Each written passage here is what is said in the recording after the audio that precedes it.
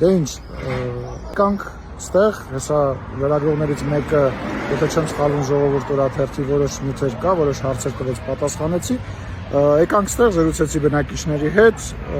հաստատվեց այն, ինչ որ ես մտածում եմ, այսինքն շինարարները, որոնք որ աշխատանքներ են իրականացրել, որ երբ որ քաղաքացիները բողոքել են, փորձել են քաղաքացիներին, այսպես ասած, սաստել իմ անունը տալով։ Հիմա ես կրկնում եմ, այն շինարարները, այն շինարարական կազմակերպությունը, այն սեփականատերը, այն իրական սեփականատերը, որը որ այս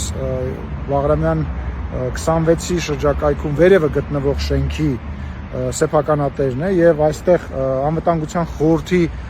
շենքի կողքը գտնվող եւս մի սպիտակ շենք կա, արդեն իսկ ավարտված շենքի սեփականատերերը, խնդրում եմ, առաջարկում եմ կապվել իմ գրասենյակի հետ, վաղը կամ այսօր, երբ հարմար կլինի, ես սպասում եմ ձեզ, մենք զրուցելու բաներ ունենք եւ ես վաղը առավոտյան նաեւ կկապվեմ քաղաքապետարանի հետ եւ կճշտեմ արդյոք բոլոր փաստաթղթերը նորմալ են, դե ոնց է ստացվել, որ շինարարները իմ անունն են տվել, ով է իրական շինարարը, ով է իրական սեփականատերը, ու ես սենց գնալու եմ յուրաքանչյուր նման դեպքի հետևից, թող որից է մեկի մոտ կասկած չլինի, եւ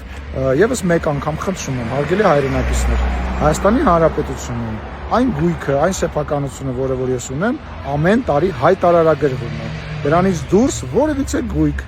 ես